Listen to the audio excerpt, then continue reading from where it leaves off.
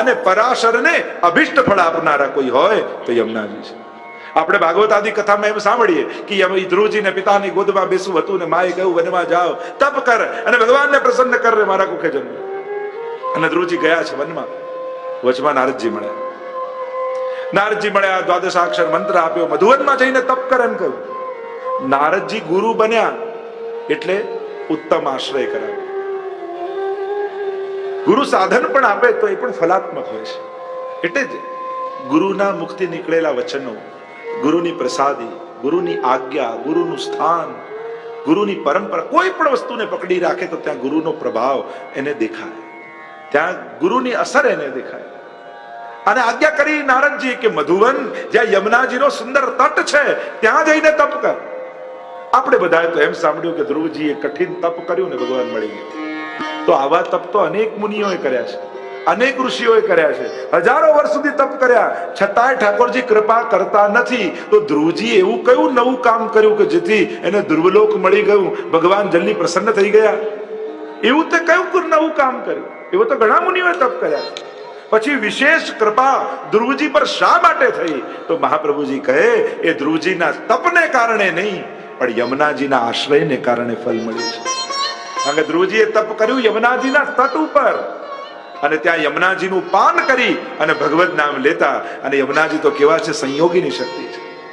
એ તો જીવનો બ્રહ્મ સંબંધ થાય એટલે દોડતા દોડતા ઠાકોરજીને વધાઈ આપવા પહોંચી જાય. દોર કર શોર કર જાય પિયસો કહે પ્રભુ. ફરી એક સખી આવે છે. બ્રહ્મ સંબંધ જબ યા હોત યા જીવ કો તબહી ઇનકી ભુજા વામ ફરકે. ભાગતા ભાગતા જઈને વધાઈ આપે છે ઠાકોરજી. અને એટલા માટે જ આપણે ત્યાં જીવ જ્યારે ભગવદ લીલામાં જાય ત્યારે માલા પહેરામણી ઉત્સવ કરતા હોઈએ છીએ. અને માલા પહેરામણી પ્રસંગે આ બે તત્વોની હાજરી વિશેષ રૂપે હાજર રાખીએ છીએ. એક શ્રી વલ્લભ રૂપે વલ્લભ કુલ, અને બીજું યમુનાજી સ્વરૂપે યમુનાજીના લોટી. આ બેની કારણ આ બંને બ્રહ્મ સંબંધના સાક્ષી છે. એક તો મહાપ્રભુજીએ બ્રહ્મ સંબંધ કરાવ્યું અને વલ્લભ થકી થયું એટલા માટે વલ્લભ હાજર હોય. અને બીજા જ્યારે બ્રહ્મ સંબંધ થયું ત્યારે દોડીને વધાઈ તો યમુનાજી આપી હતી, અને એ બીજા સાક્ષી છે.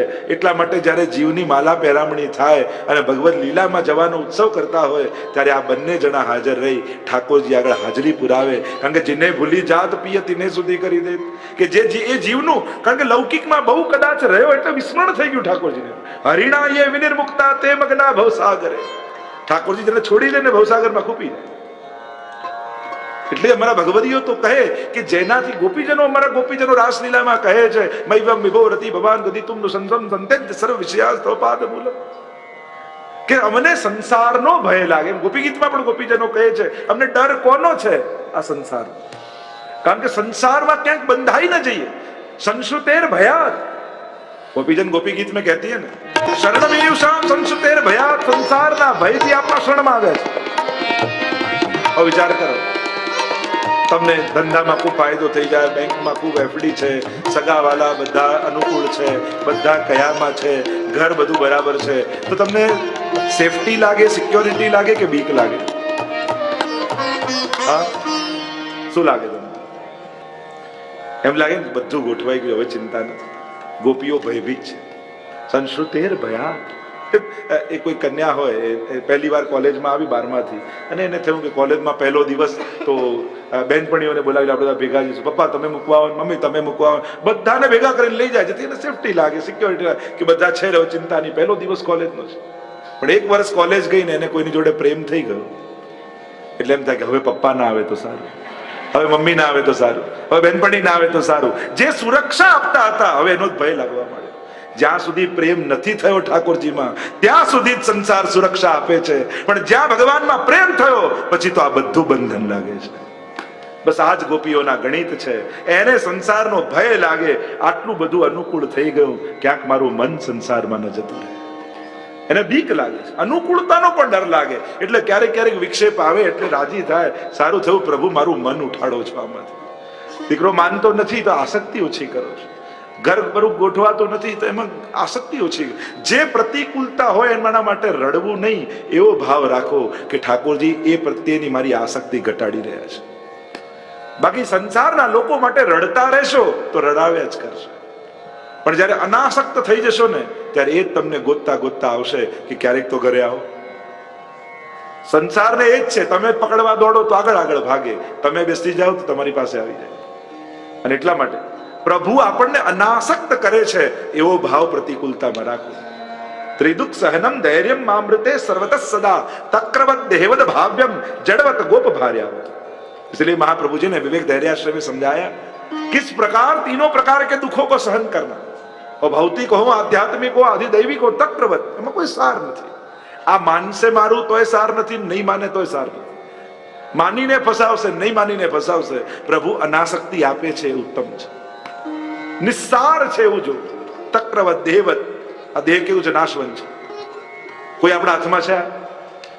આપણા હાથમાં હોત તો આપણે વૃદ્ધ થયા હોત, ઉંમર મોટી થઈ, બાળક જ ન રત. તો કઈ આપણા હાથમાં શું છે? આ દેહ તો છે જ નહીં. આપણે દેહના હાથમાં છે. દેવત ભાવ્યમ જડવત ગોપ ભાર્યાવત. આમ સુંદર ચર્ચાઓ કરી છે. એટલા માટે સંસારનો ભય છે ગોપીઓને, બધી અનુકૂળતાઓનો ભય છે. તો અહીંયા જે વાત કરી રહ્યા હતા કે ધ્રુવ પરાશરા ભિષ્ટ દે, ધ્રુવજી પર કૃપા યમુનાજીએ કરી, અને યમુનાજીની કૃપાથી આ દુર્લભ તત્વ પ્રભુ એવા પ્રાપ્ત થયા છે. એટલે ધ્રુવને અભિષ્ટ ફળ આપનારું એનું તપ નથી, પણ યમુનાજીનો આશ્રય છે. અને એટલા માટે યમુનાજીનો આશ્રય ભગવદીઓએ કર્યો. એકમાત્ર એ એવા છે જે ભગવાનને મેળવી આપનારા છે. બીજું કહ્યું પરાશરા અભિષ્ટ દે, અને બીજું અભિષ્ટ ફળ કોને આપ્યું? તો કે પરાશર મુનિ. આ પરાશર મુનિ કોણ છે?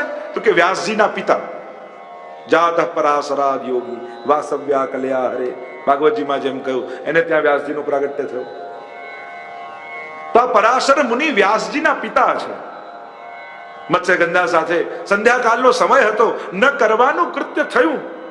ખરેખર તો અસુર પેદા થવો જોઈએ, કોઈ રાક્ષસ પેદા થવો જોઈએ, પણ યમુનાજીનો તટ હતો. યમુનાજી અભિષ્ટ ફળ આપનારા. તો પરાશરને કયું અભિષ્ટ ફળ આપ્યું? કે યમુનાજીનો કિનારો હોવાને કારણે યમુનાજીની કૃપાથી કોઈ અસુર પેદા થવાની જગ્યાએ ઠાકોરજીના જ્ઞાના અવતાર એવા વ્યાસજીનું પ્રાગટ્ય થયું. તો આમ પરાશર મુનિને વ્યાસજી રૂપે પુત્ર આપી અને અભિષ્ટ ફળ આપ્યું છે યમુનાજી. એટલે જ એમને બેટમાં જન્મ લીધો, એટલે દ્વૈપાયન કહેવાય. દ્વીપમાં પ્રગટ્યા એટલે દ્વૈપાયન કહેવાય વ્યાસ. અને એટલા માટે એમને બંનેને અભિષ્ટ ફળ આપનારા શ્રી યમુનાજી છે. ધ્રુવ પરાશરા અભિષ્ટ દે, વિશુદ્ધ મથુરા તટે સકલ ગોપ ગોપી વ્રતે. બંને પદ જુદા છે, અહીંયા તો સપ્તમી છે એટલે વાત પૂરી થઈ. વિશુદ્ધ મથુરા તટે, વિશુદ્ધ મથુરા તટમાં શ્રી યમુનાજી વહે છે. આ સકલ ગોપ ગોપી વ્રતે જુદું પદ છે. ઘણી વાર લોકો પૂછે કે વિશુદ્ધ મથુરા તટે આ ગોપ ગોપીઓ મથુરા ક્યાંથી આવે? પણ એ બંને પદ જુદા છે. ત્યાં સપ્તમી વાપરી એટલે ત્યાં પૂરું થઈ ગયું. વિશુદ્ધ મથુરા તટે, વિશુદ્ધ મથુરા તટના શ્રી યમુનાજી વહે ગંગા. મથુરાજીનો તટ પણ તીર્થરૂપ છે, અને એટલા માટે ત્યાંથી યમુનાજી વહે છે, અને એની પણ મહત્તા પોતાની રીતે વિશેષ છે. અને અહીંયા ગોકુલમાં સકલ ગોપ ગોપી વ્રતે, સકલ ગોપ ગોપીઓ સાથે આવૃત છે.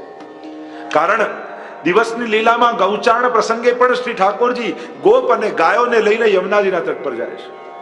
અને રાત્રિની લીલામાં પણ ઠાકોરજી જ્યારે રાસ કરે ત્યારે રાસ કરતા કરતા શ્રમ થાય, અને શ્રમનું નિવારણ કરવા માટે સકલ ગોપીઓ સાથે ઠાકોરજી યમુનાજીમાં પધારે.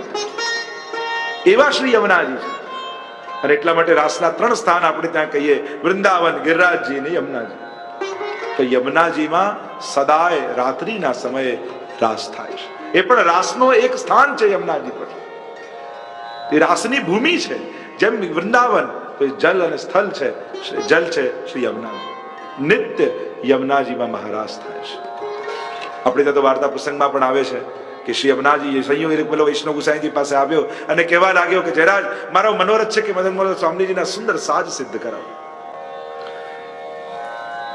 ગુસાઈજી કહ્યું જેવી તારી ઈચ્છા. અને એકવાર ગુસાઈજી સંધ્યાવંદન યમુનાજીના તટ પર કરતા હતા અને સુંદર વસ્ત્ર ખરીદીને લાવ્યો. ગુસાઈજીને ધર્યું કે આ મારો મનોરથ છે કે ઠાકોરજીનો આખો સાજ થાય. મદન મોહનલાલજી સ્વામીજી બંને આ સાજ ધરે અને સુંદર વસ્ત્રો ધારણ કરે અને ગુસાઈજીના હસ્તમાં આપ્યા. એટલે ગુસાઈજીએ લઈ યમુનાજીમાં પધરાવી દીધું.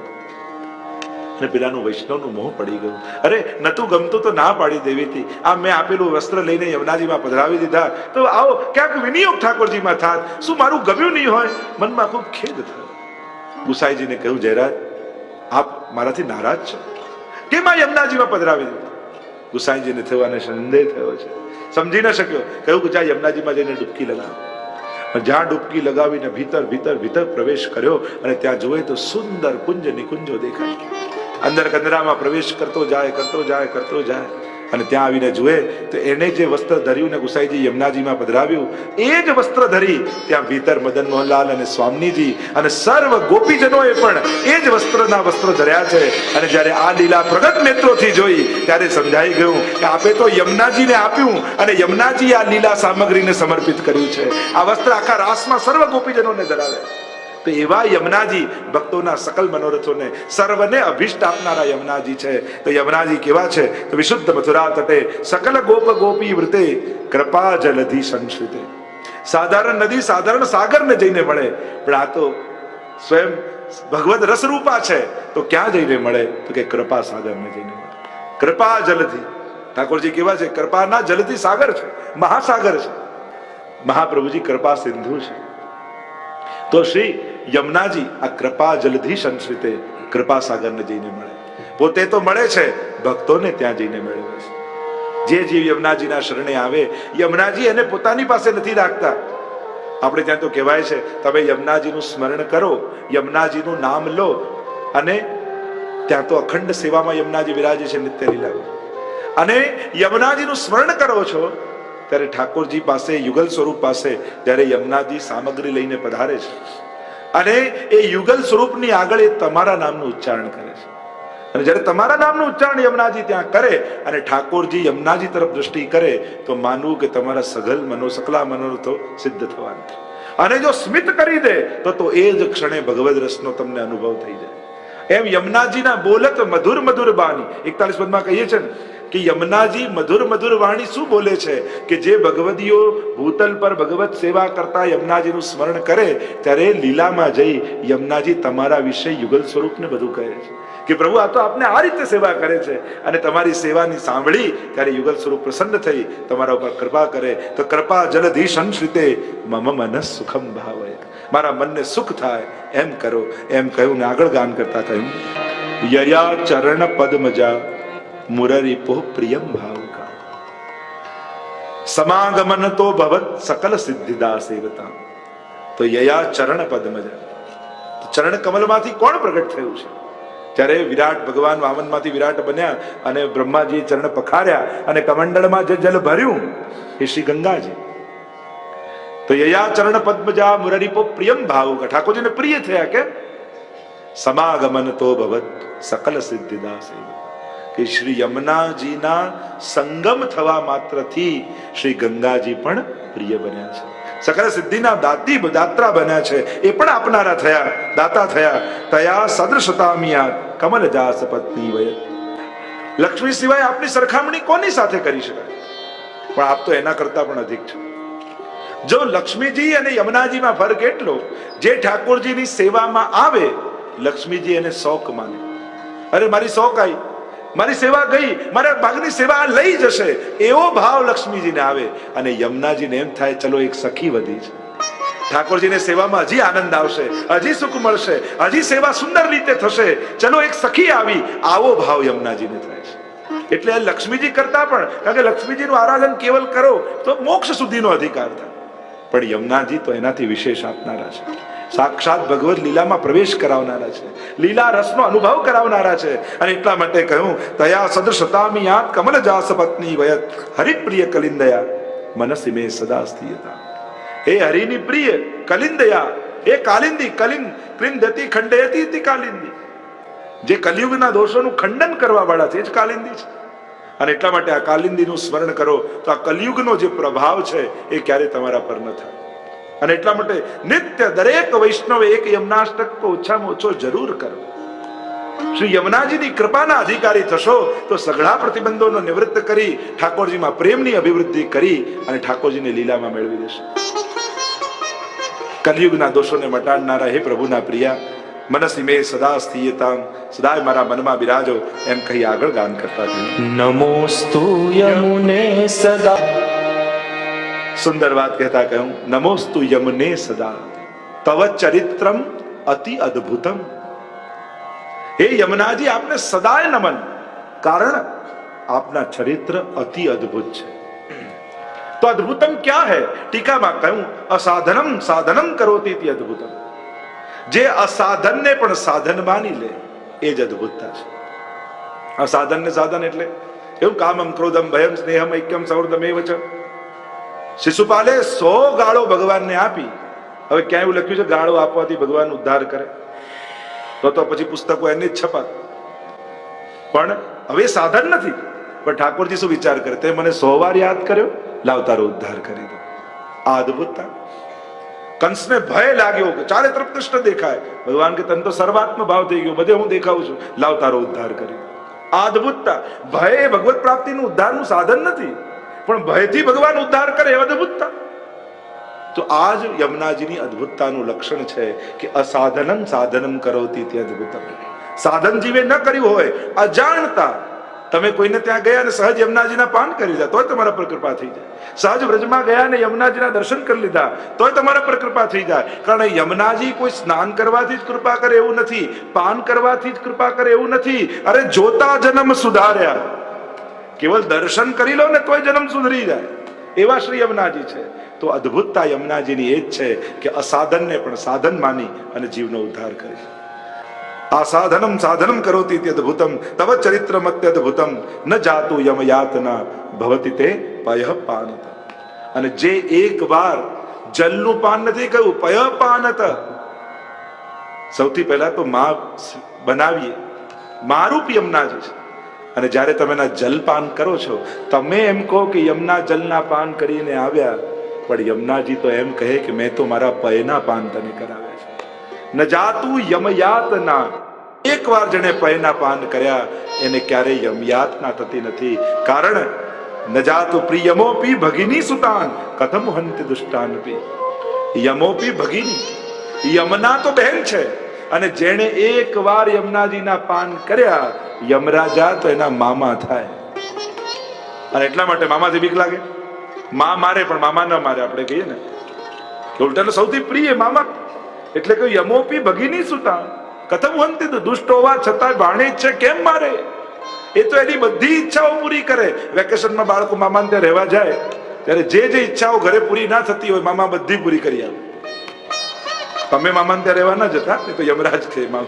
યમુનાજીના પાન કરીએ ને ત્યારે યમુનાજી લઈ જયારે મુખમાં પધરાવો ત્યારે બે ક્ષણ એવો ભાવ કરજો, આ યમુનાજી નથી, આ કોઈ જલ નથી, સાક્ષાત ભગવદ રસ મારા મુખમાં આવ્યું છે અને મારા રોમ રોમમાં વ્યાપી ગયું છે.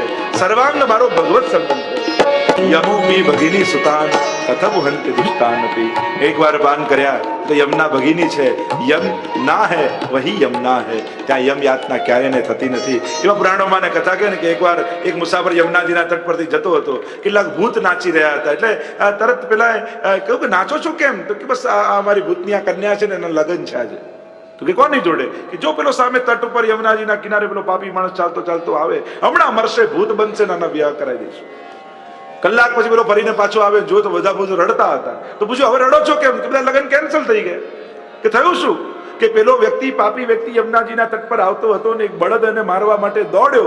શિંગડા નીચે કર્યા ને જ્યાં પેટમાં ઘુસાડવા જાય, પણ શિંગડા નીચે કર્યા ને ત્યાં યમુનાજીના તટની રજ એના સિંગ પર લાગી અને એના પેટમાં ગઈ. આ પાપી હોવા છતાં યમુનાજીની કૃપાથી એનો ઉદ્ધાર થઈ ગયો અને એટલા માટે પ્રેત યોનિમાંથી મુક્ત થયો. ન જાતું યમયાતના ભવતિ તે પયઃ પાન. એકવાર જેને પાન કર્યા, એકવાર જેને પાન કર્યા એને ક્યારે યમયાતના થતી નથી. એમ કહી આગળના શ્લોકનું ગાન કરતા મમાસ્તુ તવ સન્નિધૌ તનુ નવત્વ. આપના સાનિધ્યમાં મારું તનુ નવત્વ સિદ્ધ થાય. તનુ નવત્વ એક છે નવતનુ ને બીજું છે તનુ નવત્વ. એ અલૌકિક દેહની પ્રાપ્તિ જે ભગવદ લીલામાં સેવો ઉપયોગી હોય એવા દેહની પ્રાપ્તિ કરવી તનુ નવત્વ. ન દુર્લભત મારતી મુરરી પૌ મુકુંદ પ્રિય અતોસ્તુ તવ લાલના. આપની લલના હો, લાલના હો. સુરધુની પરમ સંગમાત તવૈવ ભુવિ કીર્તિતા નતુ કદાપી પુષ્ટિ સ્થિતૈ. અને આપના સંગમથી જ ગંગાજીને પુષ્ટિમાં સ્વીકૃતિ છે, વગર તો એકલા તો એમે નથી. એમ કહીને આગળ કહ્યું સ્તુતિમ તવ કરોતિ કહ. તમારી સ્તુતિ કોણ કરી શકે? કમલજા સપત્ની પ્રિય હરેર ધનુ સેવયા ભવતી સૌખ્યમાં મોક્ષત. કે એમની સેવા, પ્રભુની સેવા બાદ એમની સેવાથી મોક્ષની પ્રાપ્તિ છે. યમ તવ કથાધિકા સકલ ગોપિકા સંગમ સ્મર શ્રમ જલાણુભી સકલ ગાત્ર જય સંગમ. જ્યારે મહારાસ થાય અને ઠાકોરજીના મસ્તક પર શ્રમજલ આવે અને શ્રમજલ યમુનાજીમાં પધરાવે, મેં કહ્યું નયનામૃત, અધરામૃત, ચરણામૃત, આ બધાય અમૃત તો યમુનાજીમાં પધરાવે. અને જ્યારે એ પાન કરીએ અને પાન કરતાની સાથે જીવના સકલ ગાત્રોનો સંગમ થાય છે. સકલ ગાત્રો રોમ રોમનો ભગવત સંગમ કેવલ ને કેવલ યમુનાજીની કૃપા થકી થઈ શકે છે. આવો આનંદ, આવો લાભ તો ઠાકોરજી પણ નથી આપી શકતા. સ્વયં ભગવાન પણ સકલ ગાત્ર જે સંગમ નથી કરી શકતા, પણ એક યમુનાજીના સામર્થ્ય અને એની કૃપાથી સકલ ગાત્રોનો સંગમ થાય. એવા શ્રી યમુનાજી ના 8 શ્લોકમાં અષ્ટવિધ ઐશ્વર્યની ચર્ચા કરી. આ યમનાષ્ટકના પાઠ કરવાનું ફલ શું? હવે 9મા શ્લોકમાં ફલ બતાવતા મહાપ્રભુજી કહે, તવાષ્ટકમ ઇરમ મુદા પઠતિ સૂર સૂતે સદા. આ અષ્ટક સૂર સૂતે સદા સદા જપે છે. ઘણા લોકો કે સાંજે યમનાષ્ટક થાય, રાત્રે યમનાષ્ટક થાય. ઘણા લોકો પૂછતા, પઠતિ સૂર સૂતે સદા, સદાય જપવાનું કહ્યું છે. છોડવું હોય ને તો પૂછવું, કરવા માટે તો આજ્ઞા જ છે. તસ્માત સર્વાત્મના નિત્યમ શ્રી કૃષ્ણ શરણમ મમ વદત ભીરેવ સતતમ તે મિત્તે વેમતી. છોડવું નહીં. મહાપ્રભુ તો કે ગાયના શિંગડા પર રાઈનો દાણો રે એટલી વાર પણ ભગવદ નામ ચૂકો તો કલયુગ પ્રવેશ કરી જાય. અને એટલા માટે સતત ભગવદ નામ વૈષ્ણવે લેતા રહ્યું. તમને જે નામમાં આસક્તિ હોય, તમને ઠાકોરજીના નામમાં, વલ્લભના નામમાં, શ્રી યમુનાજીના નામમાં, ગુસાઈજીના નામમાં, જે નામમાં આસક્તિ હોય, પણ ભગવદ નામ છૂટવું ન જોઈએ. આ મુક્તિ સતત ભગવદ નામ લો. ઘણા લોકો કે અમે જોડા પહેર્યા હોય ગાડીમાં ને પાઠ કરવાના આવે તો કરાય. હા, તો ઉચ્ચારણ ન કરો, મનમાં બોલો. જ્યારે એવું હોય તેનું ઉચ્ચારણ નહીં. આપણે ત્યાં સ્વરૂપાત્મક માન્યું છે કે આ સ્વરૂપાત્મક છે, તો એવા સમયે ઉચ્ચારણ નહીં કરો. જપ તો 3 પ્રકારનું કહ્યું ને, કે વાચિક, ઉપાંશુ, આદિ આદિ જે જપ કયા, માનસિક. મનમાં સ્મરણ કરવા, શબ્દોનું ઉચ્ચારણ જોરથી નહીં કરવા. પણ આપણે ત્યાં ભગવદ નામ છોડવું, સતત લેવું. કારણ કે ક્ષણવાર પણ છોડીએ છે, કોણ જાણે છોડ્યા પછી પાછું જીવવા પર આવે કે નહીં. જો આ ઠાકોરજીના નામને મન ઉપર પણ ન છોડતા, કે મન લાગે ત્યારે લેવું, ભાવ આવે ત્યારે ના, આ મન નહીં લેવા દે. એટલે ભગવત નામ લેવાની તો આદત પાડી દેવી. આદત કોને કહેવાય? ન કરવાની ઈચ્છા છતાં જે થાય નામ આદત. આપણને ગુસ્સો કરવાની કેવી આદત હોય? નક્કી કરીને જઈએ કે નથી કરવો તો થઈ જાય છે. ભગવત નામ લેવાની. હવે મંદિરમાં ઠાકોરજીની સામે સત્સંગ મંડળમાં બેઠા હો તોય ભગવાન યાદ નથી આવતા, તો તમને એવી ખાતરી ખરી કે હોસ્પિટલમાં સૂતા હશો, ઓક્સિજનનો બાટલો ચડતો હશે, ચારે બાજુ નર્સો ને ડોક્ટરો હશે, ત્યારે તમને ઠાકોરજી યાદ આવશે? બધા ના પડે. તો મંદિરમાં ઠાકોરજી સામે પણ ભગવાનને યાદ નથી આવતા, તો એવા સ્થિતિમાં આવશે તો મન તો ક્યાં જશે? પણ ભગવત નામ લેવાની આદત રાખી હશે ને, ઊભા થતા, બેસતા, સુખમાં દુઃખમાં, હે ઠાકોરજી, હે ઠાકોરજી. એટલે છેલ્લી ઘડીએ એ નર્સ ઇન્જેક્શન મારશે ને દુખશે ને, અને મુખમાંથી નીકળી જાય હે ઠાકોરજી, તોય ઉદ્ધાર થઈ જશે. એટલે મનના ભરોસે ભગવત નામ લેવા કરતા આદત બનાવી.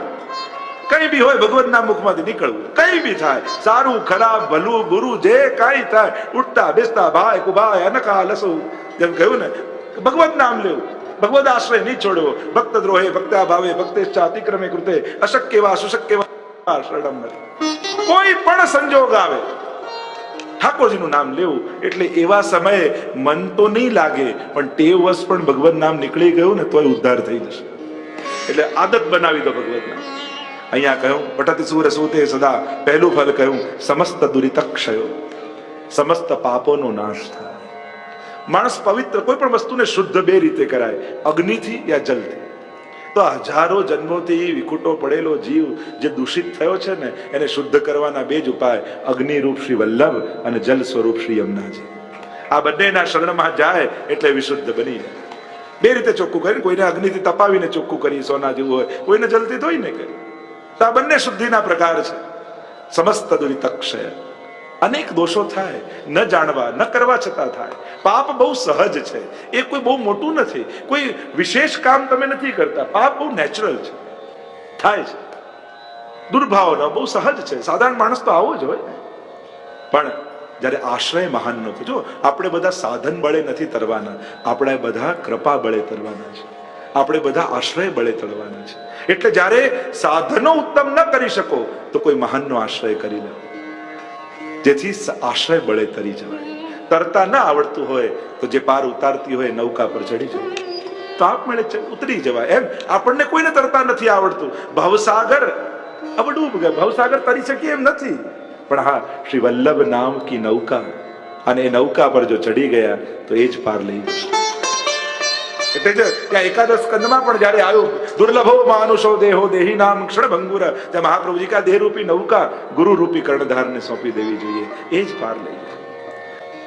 સમસ્ત દુરિતક્ષયો ભવતી વૈ મુકુંદે રતિ, ઠાકોરજીમાં પ્રેમ પ્રાપ્ત. આ યમનાષ્ટક કરવાથી શું થશે? તમે એક યમનાષ્ટક કર્યું, તમારા એ દિવસના બધા પાપ ગયા. બીજું, ઠાકોરજીમાં પ્રેમની વૃદ્ધિ થશે. ભવતી વૈ મુકુંદે તયા સકલ સિદ્ધયો, જે પૂર્વમાં સિદ્ધિ બતાવી એ સકલ સિદ્ધિઓનું દાન યમુનાજી કરશે. મુરરી પુષ્ટ સંતુષ્ટતિ, ઠાકોરજીને પરમ સંતોષ થશે. અને સ્વભાવ વિજયો ભવે, પાંચમું કહ્યું સ્વભાવ પર વિજય થશે. અને કહ્યું કેવલ જીવનો નહીં, યમુનાજી તો ઠાકોરજીનો સ્વભાવ બદલી દેશે. કે ઠાકોરજીનો સ્વભાવ કઈ રીતે બદલે? કે ઠાકોરજીનો સ્વભાવ કેવો છે? ભગવાન મુક્તિ આપવામાં બહુ ઉદાર છે અને ભક્તિ આપવામાં બહુ કંજૂસ છે. તો યમુનાજીના આરાધનથી યમુનાજી ઠાકોરજીનો સ્વભાવ બદલી દે. જે ભક્તિ આપવામાં કંજૂસ છે એ ભક્તિ આપવામાં ઉદાર થઈ જાય. કે આ તો યમુનાજીનું નામ લેતો લેતો આવે છે એટલે આને મુક્તિ નહીં, આને તો ભક્તિ આપવી જોઈએ. એવા શ્રી યમુનાજીને યમનાષ્ટકના 5 ફલ કયા, અને સ્વભાવ વિજયો ભવે વદતિ વલ્લભ શ્રી હરે, એમ શ્રી મહાપ્રભુજી કહી રહ્યા છે. આ સાર તો એમાં છે. આ બધું યમુનાજી ક્યારે આપે? જ્યારે વલ્લભની વાણી પર ભરોસો હોય, જ્યારે મહાપ્રભુજીના ચરણોનો આશ્રય હોય, ત્યારે યમુનાજી આ 5 ફળ આપવા માટે બંધાયેલા છે. પણ જો વલ્લભ પર ભરોસો નથી અને યમુનાજી પાસે જશો તો યમુનાજી કહેશે શ્રી મહાપ્રભુજીએ કહ્યું છે પહેલા એનો આશ્રય કર તો આ બધું ફળ મળે. કારણ કે આ ફળ હું આપતી નથી, પણ વલ્લભની આજ્ઞા છે એટલે આ બધા જ ફળ આપવા હું બંધાયેલી છું. પણ વલ્લભની કંઠી ધારણ કરી, વલ્લભનો આશ્રય ધારણ કરી અને એમનો હાથ માથે મૂકી અને મારું નામ લે તો આ 5 ફળ આપવા હું બંધાયેલી છું. સ્વભાવ વિજયો ભવેત વદતિ વલ્લભ શ્રી હરે.